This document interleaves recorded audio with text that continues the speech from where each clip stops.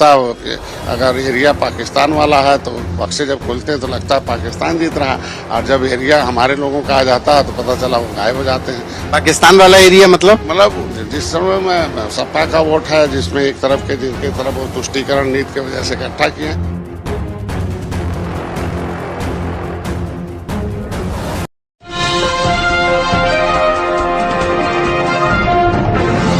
साथियों नमस्कार, मैं हूं नीरज पटेल और आप देख रहे हैं नेशन जनमत। घोसी उपचुनाव के परिणामों ने समाजवादी पार्टी और इंडिया गठबंधन को संजीवनी दे दी है, लेकिन दूसरी तरफ चर्चा आम है कि घोसी की जनता ने दल बदलू चौहान और मनभड़ राजभर को उनकी हैसियत बता दी है। मतदाताओं ने स्पष्ट कर दिया है कि तुम छलिया बन करके एक साल पहले किसी चुनाव चिन्ह से लड़ने आओगे, एक साल बाद ही जनता का पैसा बर्बाद करवाते हुए उपचुनाव करवाओगे, दूसरे सिंबल से आओगे और हम तुम्हें जिता देंगे।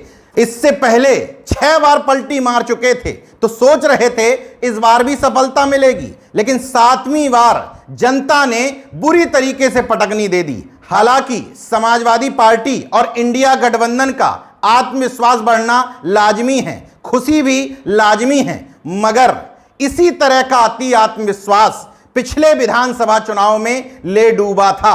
अति आत्मविश्वास में नहीं आना है, संभल संभल करके फूंक फूंक करके कदम रखने हैं, क्योंकि दबी जुबान लोग ये भी स्वीकार कर रहे हैं कि भले ही घोसी उस चुनाव में भारतीय जनता पार्टी का प्रत्याशी हार गया हो, लेकिन योगी आदित्यनाथ की इसमें जीत ही हुई है, क्योंकि पीएम मोदी के खास सिपह सालार अमित शाह और मुख्यमंत्री योगी आदित्यनाथ के बीच में जो शीत युद्ध चल रहा है वो किसी से छुपा नहीं है। ऊपर से जो भी ताकत लेकर के आता है योगी आदित्यनाथ उसको उसकी हैसियत बता ही देते हैं। अरविंद शर्मा को मंत्री बनने के लिए पापड़ बेलने पड़े थे, जबकि मोदी जी के बेहद करीबी भी थे। इस बार भी बीजेपी सूत्रों से यह खबर छनकर बाहर आ रही थी कि सीएम योगी आदित्यनाथ नहीं चाहते थे कि राजभर और चौहान को दोबारा बीजेपी में वापसी करवाई जाए। चौहान पर तो उतना ऐतराज नहीं था, मगर राजभर मनबड़ हैं, बाचाल हैं। आज जिस तरीके से अखिलेश यादव के ऊपर हमलावर हैं, उस समय योगी आदित्यनाथ के हाथ में कटोरा पकड़ा करके वापस मठ में भेजने की बात तक कर दी थी, मगर केंद्र सरकार की सेटिंग की वजह से मजबूरन वापस लेना तो पड़ा। लेकिन योगी आदित्यनाथ नहीं चाहते थे कि इन दोनों का कद और हैसियत भारतीय जनता पार्टी में दोबारा से स्थापित हो पाए।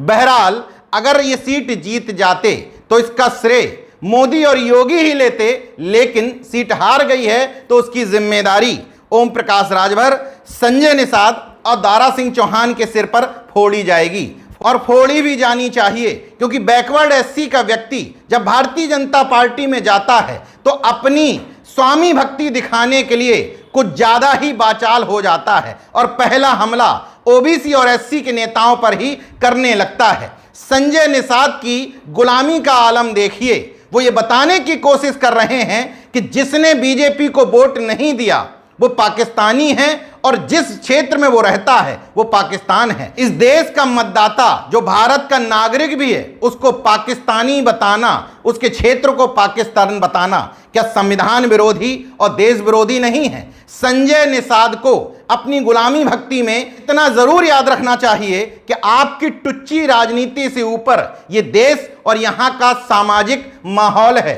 अपने घटिया राजनीतिक स्तर के लिए 2-4 सीटें बेचने के लिए इस तरीके से देश का माहौल खराब मत करिए। जरा घटिया बयान सुन लीजिए। से पीछे से ही संत कबीर नगर में था, जब ऐसे एरिया वाइज होता है, अगर एरिया पाकिस्तान वाला है तो बक्से जब खुलते हैं तो लगता है पाकिस्तान जीत रहा, और जब एरिया हमारे लोगों का आ जाता है तो पता चला वो गायब हो जाते हैं। पाकिस्तान वाला एरिया मतलब जिस समय में सपा का वोट है, जिसमें एक तरफ के जिनके तरफ वो तुष्टीकरण नीति की वजह से इकट्ठा किए हैं, तो जो उसकी आबादी जगह जगह है तो वो बक्से कभी एरिया वाइज होते हैं, उस साइड से खुलते हैं तो लगता है वो उनको जीत रहे हैं। जैसे हम संत कबीर नगर लगता था, समाजवादी पार्टी के जहां वोटर है वो इलाका पाकिस्तान है क्या? नहीं, लगता ही ऐसे है कि मैं कह रहा हूं कि उसको वो मानते भी है ना। इस बयान को सुनते ही मुझे याद आ गया कांग्रेस प्रवक्ता का वो बयान जिसमें बीजेपी प्रवक्ता पर सवाल उठाते हुए उन्होंने कहा था कि अगर हिंदू मुस्लिम, भारत पाकिस्तान, मंदिर मस्जिद जैसे शब्द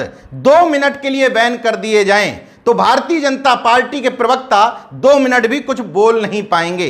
इसके तुरंत बाद बीजेपी प्रवक्ता ने बोलने की कोशिश की, लेकिन 1 मिनट के अंदर ही पाकिस्तान आ गया था। देखिए, अगर बीजेपी को 5-6 शब्दों पर रोक लगा दी जाए और बीजेपी के नेताओं से कहा जाए तुम 2 मिनट बोल लो, एक पाकिस्तान, एक मुसलमान, एक आतंकवाद, एक राम और एक धर्म, इन 6 शब्दों पर रोक लगा के बीजेपी के किसी नेता से कहो तुम बोलो, वो मंच से नीचे उतर जाएगा। मैं टाइमर ऑन कर रहा हूं। एक मिनट रुक जाइए, तो कब बगैर प्रयोग के बाद टाइमर ऑन कर रहा हूं, समय शुरू कर रहा हूं सर। 2 मिनट अभी तो एक बात और देखिए, हाँ। इससे पहले कि मेरे वक्तव्य में इनमें से 5 में से कौन शब्द आए और कौन शब्दों प्रयोग करता आप वही 2 मिनट का टाइमर शुरू कर। देखिए, अभी इन्होंने एक बात कही, टाइमर ऑन कि करो। इन्होंने, हाँ बिल्कुल करिए, कर इन्होंने दिया। कहा कि इन्होंने भूगोल बदल दिया था। आपने भूगोल, अरे हमारे भारत का ही भूगोल बदल दिया था। किस पार्टी के अधिवेशन में प्रस्ताव पारित करके पाकिस्तान बना था?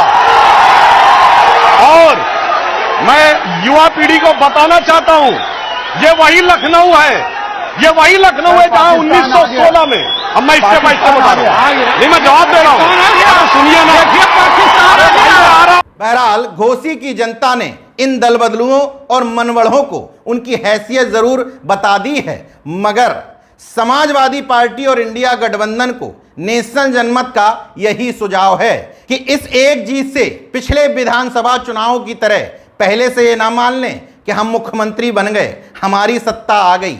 आपका टिकट वितरण, इंडिया के सहयोगियों का आपसी तालमेल, चुनावी स्ट्रेटजी और सबसे महत्वपूर्ण आपकी अपनी पिच और उसके मुद्दे ही प्रभावी हो पाएंगे।